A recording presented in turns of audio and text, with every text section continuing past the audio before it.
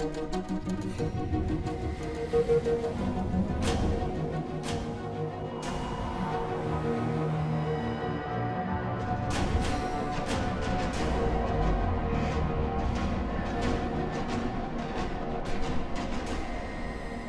buenas noches, soy Federico Reyes Heroles, bienvenidos a Primer Círculo.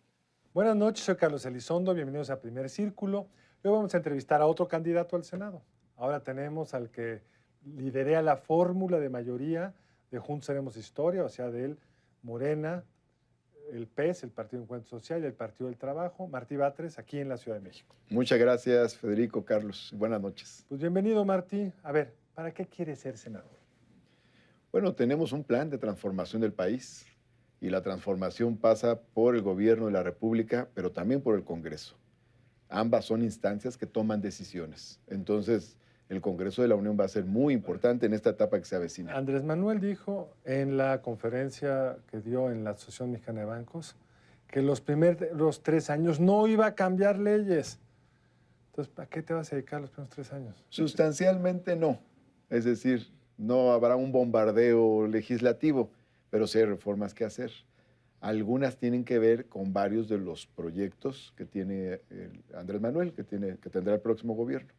Uno de ellos tiene que ver, por ejemplo, con el asunto de la reforma educativa. O sea, hay varios temas relacionados con la educación que pasan por el Congreso de la Unión. Mira, pongo un par de ejemplos sobre los temas educativos. Uno, el artículo 3 de la Constitución dice actualmente que el Estado impartirá educación preescolar, primaria, secundaria y media superior. La educación superior está excluida del artículo 3. ¿Cuál es una de nuestras ideas? Es que la educación superior aparezca también entre las responsabilidades del Estado. De hecho, el Estado ya imparte educación superior. Entonces ahí está cojo el artículo 3 y un tema fundamental es cómo ensanchamos la matrícula universitaria. La UNAM hizo unos ciclos formidables hace unos años y entre otros analizó los temas de la crisis mexicana y uno es el de la educación superior.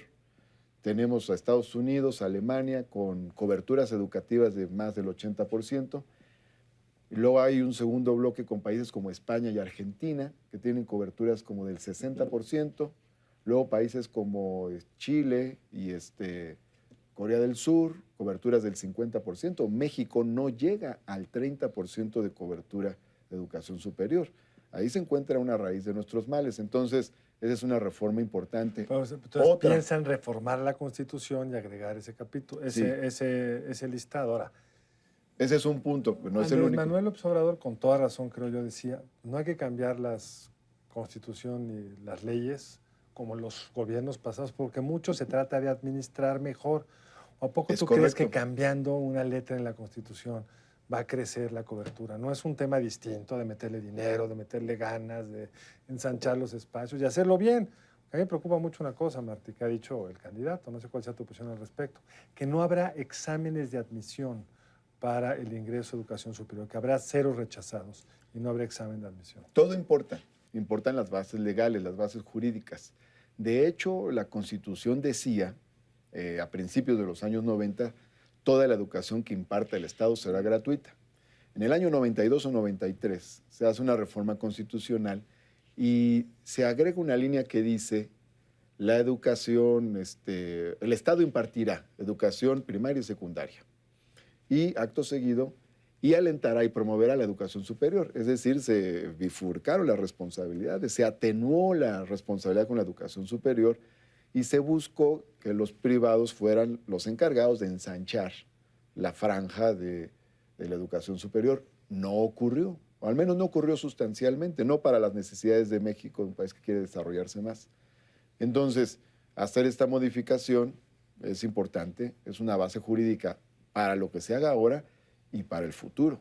Esto más allá de la coyuntura. Ahora, es cierto lo que dices. La Constitución podría decirlo y podríamos tener un gobierno que no atienda la educación superior. Podría no decirlo y de todos vamos a atenderlo. Así es. De todas maneras hay que hacer las dos cosas. Finalmente buscamos que se generen derechos, que se reconozcan derechos. Y eso es, digamos, una cuestión de carácter permanente. Se necesita invertir más en educación superior.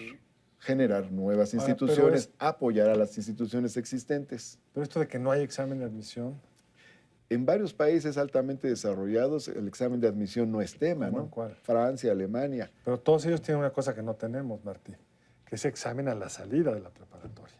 Tú para poder calificar, para entrar a la universidad en Francia, tuviste que pasar unos exámenes durísimos. Aquí no hay exámenes de salida, ni habría exámenes de entrada. Entonces, Sí, pero se supone que el nivel anterior te prepara y te acredita para el siguiente. Tú no tienes exámenes de salida de la primaria.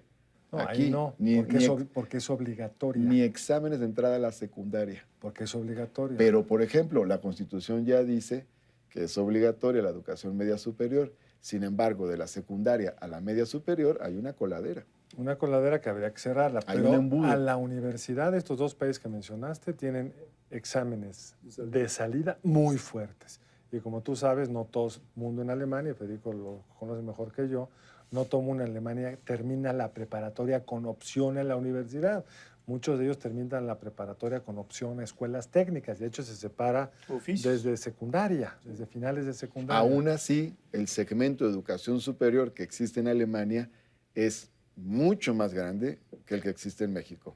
Te digo, En Corea también, Su pero hay- cobertura de la cobertura de educación superior en Alemania es superior al 80%. Aquí no llegamos ni al 30%. Pero no es un tema para mí de negar la cobertura. Ojo, subrayo, estoy de acuerdo contigo que se amplíe la cobertura. Corea tiene más cobertura que otros países y tiene unos exámenes de admisión fuertísimos. No están peleados una cosa con la otra. Pero espérame, Carlos. Si tú tienes un abanico de oportunidades muy amplio, evidentemente el número de jóvenes que entra es mucho mayor. No existe eso en México. El examen de admisión se convirtió en una forma de filtro. Es decir, no es que... Aumenta la oferta, pero no quites el filtro, porque yo doy clases en universidades y te puedes dar una idea de cómo ha ido cayendo el nivel en casi todas las opciones educativas. Eso tiene que ver con otros factores también. Yo doy clases en la UNAM y veo también la necesidad de fortalecer la formación de los alumnos, pero eso viene a lo largo de todo el proceso educativo, ¿no? Eso tiene que ver con todo el proceso educativo. En todo caso, ¿cuál es la idea? Que no tengamos filtros y filtros y filtros que llevan a que un pequeño grupo de la juventud es el que llega a la universidad. La inmensa mayoría de los jóvenes no tiene esa oportunidad. ¿Cómo generamos que los jóvenes puedan llegar a las universidades y a otras instituciones de educación superior? Finalmente ese es el objetivo. A ver, a mí me preocupa, y esta discusión lo muestra, que, digamos, ustedes van a llegar al poder, todo indica, con un país bastante polarizado. Y entonces, tu trabajo como senador a partir del otoño de este año será, en buena medida, pues conciliar Así es. con otras fracciones, con otros grupos parlamentarios que seguramente estarán ahí y que van a llegar cabreados, como se diría en la calle. ¿Qué otro proyecto tienen en mente? Ya salió el de educativo, tú decías, hay 2 o 3 proyectos. ¿Cuál sería el segundo proyecto, digamos, que te imaginas que va a ser negociado en los primeros 3 años, como decía Carlos, con otras fracciones? Hay varios temas. Un tema muy importante es el tema de la austeridad. Es decir, cómo reducimos el costo económico del poder político. Sí. Es uno de los grandes consensos que debemos promover. Tenemos presupuestos muy altos, concentrados arriba. Pongo un ejemplo, la Asamblea Legislativa de la Ciudad de México. Sí, de la cual además tú tienes una carrera legislativa. Fui el presidente de la exactamente, primera legislatura, sí. hace 20 años, hace 21 años. Entonces, el presupuesto de la Asamblea es de 2.600 millones de pesos. 2.600 millones de pesos para 66 legisladores, mientras que tienes delegación Tlalpan, presupuesto de 2.400 millones de pesos para atender los servicios de 700,000 personas. Eso no está bien. No, eso, O sea, claro. y lo digo sin ninguna No, calificación política. pero en Eso se tiene que modificar. Federico y yo hemos escrito de distintas formas a favor de. Claro. A mí me parece que sobre el dinero en esos cuerpos. Pero no ha cambiado. Hay que cambiarlo, pero en el Senado, que es donde vas a estar, porque es fácil hablar de la que ya estuviste. Hablemos de la que vas a estar. Ahí tenemos que empezar a hacerlo ahí. Pero en la que vas a estar, en el Senado. El Senado ¿Cuánto tiene que vale el bajar su Senado presupuesto. El Senado tiene más de 4,000 millones de pesos de presupuesto. ¿Cuánto debería costar un Senado? El Senado podría funcionar con 1,000, 2,000 millones de pesos menos. Pues, ¿dónde te firmo? Estoy de acuerdo. Ahora, es complicadísimo moverse para allá, porque necesitas que todos, bueno, un grupo amplio Claro. estén de acuerdo. Necesitas una mayoría que tome esa El decisión. compromiso de Martí Batres, senador, Por eso es va a importante, ser impulsar por eso es importante que Morena tenga mayoría también. una reducción a la mitad en el costo, en este caso, de Sí, el a Senado. ver, digamos aproximadamente, también hay que verlo Un caso de manera muy cercana, ¿no? reciente. Laida Sansores. Los gastos excesivos de Laida Sansores. Laida Sansores, además, que recibió el respaldo, pues, de Claudia Sheinbaum, ¿no? Laida Sansores, que pues, de pronto nos sale con que le estamos pagando la pintura del cabello, le estamos pagando bolsas y le estamos pagando no sé cuántas. ¿Cuál sería tu posición al respecto?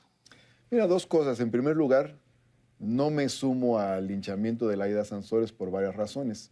Primero, la conozco y me parece una gente excelente, es una gente fraterna, solidaria, siempre le ha ayudado a la población, a la gente, y ahora una parte de este recurso ya lo ha destinado a ayudar a los trabajadores del Senado, que muchos de ellos están contratados por outsourcing.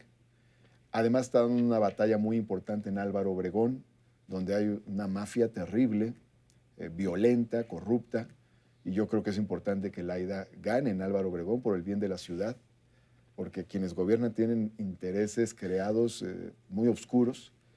Y luego, en tercer lugar, ella lo que hizo fue transparentar un gasto de un recurso que le dan a los 128 senadores.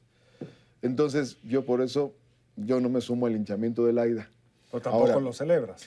Mira, yo lo que creo es que hay que ver la parte estructural.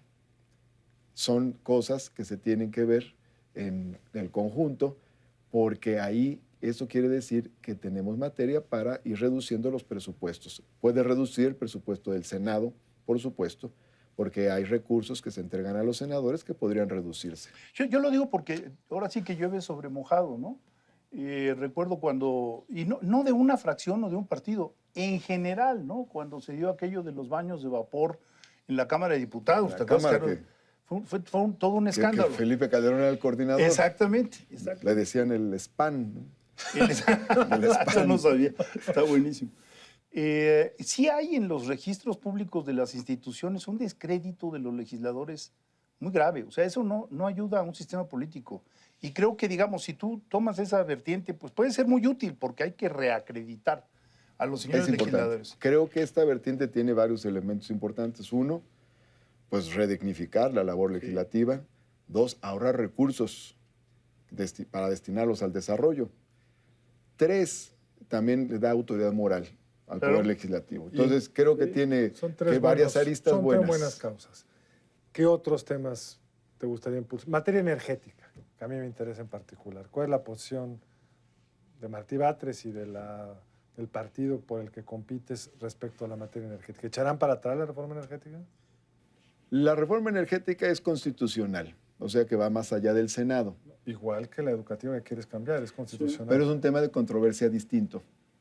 Entonces, no es ¿sí igual. o no? Tiene más consenso el tema educativo, ¿no? Pues habrá que verlo, pero ¿sí te buscaría cambiarlo o no te buscarías cambiarlo? En lo personal a mí me gustaría. Creo que por lo demás hay un balance crítico muy fuerte. No obstante ello, vamos a apoyar la propuesta que haga Andrés Manuel al respecto. Y la propuesta de Andrés Manuel está centrada fundamentalmente en la idea de revisar los contratos que se hicieron. Pero eso no es después ni siquiera de la reforma. Eso ni siquiera es legislativo. No es ni siquiera legislativo. Y va a desarrollar una estrategia energética. Habrá que ver si esta tiene alguna repercusión legislativa. A la vista, fundamentalmente no. Parece que no. Porque es reconfigurar las refinerías, construir nuevas refinerías, reparar las hidroeléctricas y agregar varios elementos que tienen que ver con la generación de energía renovable, energía limpia. Entonces, ahí son elementos más de política pública gubernamental que de política legislativa, ¿no? No sé si él vaya a enviar al Senado una iniciativa de reformas a alguno de los ordenamientos. Hay otros ordenamientos no constitucionales, pero vamos a apoyar la propuesta que haga Andrés Manuel al respecto, ya sea políticamente o legislativamente.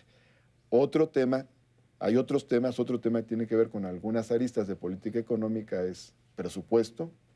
Evidentemente, tiene que cambiar el balance interno del presupuesto. El presupuesto no les toca a ustedes. Al Congreso de la Unión en general. El ingreso. Bueno, pero va una cosa con la otra. Y el ingreso, ahí hay varios planteamientos que estamos haciendo. Uno es no a los gasolinazos. O sea, bajar el IEPS. Es la única forma de bajar la gasolina, salvo que la quiera subsidiar. Vamos a ver. También tiene que ver también la parte productiva, cómo va a impactar. Aunque propia aunque la pudieras generación. producir más barata, si la vendes por debajo de su precio de mercado, estás subsidiándola.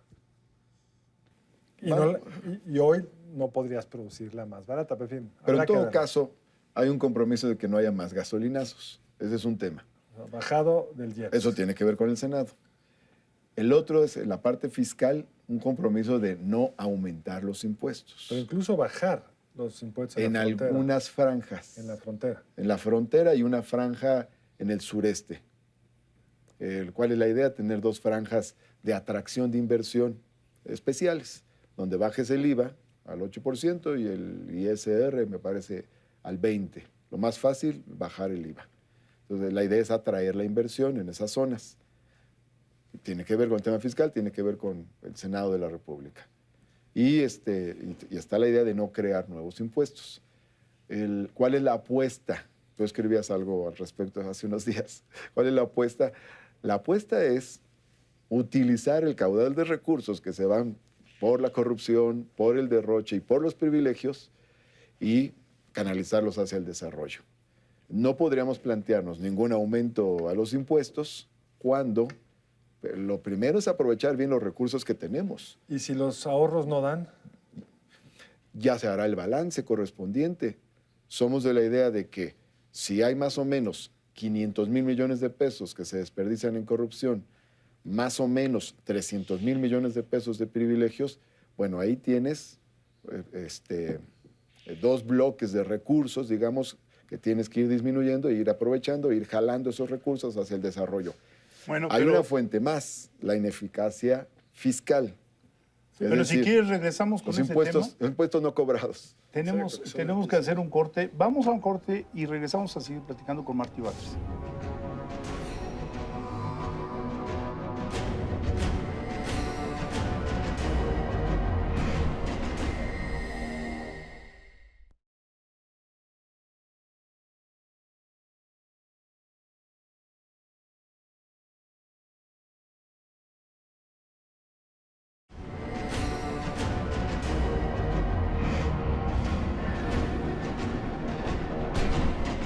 A ver, te interrumpí con lo de la eficacia o eficiencia fiscal. Te decías, ese es todo un tema, y lo es, vaya que sí lo es. ¿Por dónde se lo imaginan ustedes? Bueno, hay una lógica elemental. No podemos subir impuestos cuando ni siquiera se cobran bien los impuestos actuales. Es necesario que se cobren bien, que haya eficacia en el cobro de los impuestos. Pero eso no es legislativo tampoco, ¿sí? No es legislativo, pero es una de las fuentes a las que hay que acudir. Ahora, no es legislativo esencialmente, aunque puede haber herramientas en el código. legislativas Sí, claro. que ayuden a que se cobre mejor. Bueno, mis amigos que El dedican... combate a la corrupción no solo es legislativo, o sea, se da en todos los niveles, legislativo, ejecutivo. Sí, o las exenciones, ¿no? O las condonaciones. Ahora, la verdad, cuando te metes a tarifas diferenciadas del IVA, por ejemplo, abres un espacio a la bicicleta fiscal. Cuando había IVA diferenciado en la frontera, pregúntales a las que compraban autos si lo compraban en Hermosillo o en Tijuana. Lo facturaban en Tijuana y lo usaban en Hermosillo. Yo creo que es un error de una izquierda como la que pretenden ser ustedes, bajar el IVA en la frontera. Lo he dicho en la frontera, no me quieren por ello. Sí, las pero distorsiones pueden ser. esas distorsiones te cuestan fiscalmente, te cuestan administrativamente. Ya estos cuates pagaron el costo. Pero necesitamos herramientas para el desarrollo económico. Usa otras. Y la frontera tiene niveles de desarrollo mayores que el Esa promedio del es país. una herramienta. Bueno. Hay más. Necesitamos... Ya veremos cómo Pero no sale. ha crecido el país prácticamente en 35 años. Ha crecido lo mismo o más que Brasil, que era el modelo alternativo. Pero ha crecido lo mismo que la población. No, un poco más, pero en fin. Eso será muy Es interesante. de los países que menos ha crecido. Igual que el resto de sus países. 2% en promedio en 35 años y la población ha crecido 2% en promedio. Estamos tablas con el crecimiento de la población. Hay un problema de echarle la crisis de los 80s al nuevo modelo. Pero eso lo podemos discutir. Para la Cámara es un poco cansado. Pero a ver, va a pasar medio siglo y se va a seguir echando la culpa. A mí me parece muy bien ¿no? que si llega un nuevo equipo al poder, que creo que van a llegar, implementen su modelo. Claro. Yo puedo decir que a mí me preocupa ese tema en particular, Pero yo creo que las elecciones son para eso, para que llegue un nuevo grupo, haga lo que crea que es mejor para el país. Ahora, una pregunta, Martín. Algo que a mí en lo particular me desconcierta un poco es, digamos, esta nueva estructura es un partido formalmente hablando, pero en realidad es un movimiento. Y el movimiento, lo decías hace un momento, decías, bueno, depende de lo que presente Andrés Manuel. Una parte, sí. Una parte, depende. ¿Cómo es la estructura, cómo es el trato de Morena con Andrés Manuel? O sea, ¿hasta dónde están esperando esa instrucción o están esperando esa determinación o hay un cuerpo colegiado que... Hay muchas iniciativas, hay mucha gente con iniciativa, ¿no? Hay mucha gente con iniciativa en Morena y genera propuestas, genera proyectos en muchísimos temas, en el ámbito de la cultura y en otros. Y hay una relación muy fluida con Andrés Manuel, ¿no? Como dirigente principal de este movimiento que es, pues se le presentan muchos proyectos o él recoge muchas ideas. Es decir, hay una interacción fuerte y constante. Y hay muchos temas que se han venido planteando y se han ido convirtiendo en consensos en Morena. Cuando dices movimiento o partido, es interesante, es que es las dos cosas. Y creo que eso es virtuoso. O sea, no es tan rígido como un partido y tiene la flexibilidad de un movimiento ciudadano, de un movimiento social. Esto es importante, es decir, cierta flexibilidad para relacionarse con la sociedad, para no cerrarse, que no sea una institución autoritaria, sino que sea permeable por diversos procesos sociales. Eso es interesante y es parte de las virtudes de Morena. Porque digo, tú has tenido la oportunidad de estar como presidente de un partido, digamos, en la Ciudad de México, y ahora es movimiento y partido. ¿Y qué diferencia sientes en el trato, en la campaña? ¿Qué flexibilidad? De hecho, fui primer presidente nacional de Morena. De Morena, en la fundación, previo al registro y poco después de la obtención del registro. Pero, ¿qué diferencia sientes? O sea, ¿te facilita más las cosas tener el movimiento atrás? O sea, o al contrario, ¿es más complejo tener tantas voces y articular? No, yo creo que es bueno. Por un lado, si te propones una transformación de la sociedad mexicana, necesitas mucha participación. O sea, no lo puedes hacer solo en el ámbito político, electoral restringido. Y por otra parte también hay muchas voces que se van uniendo. O sea, Morena ha estado abierta. Ve ahora, se ha incorporado mucha gente, ¿no? Como Tatiana Cloutier, como Germán Martínez, como Olga Sánchez Cordero.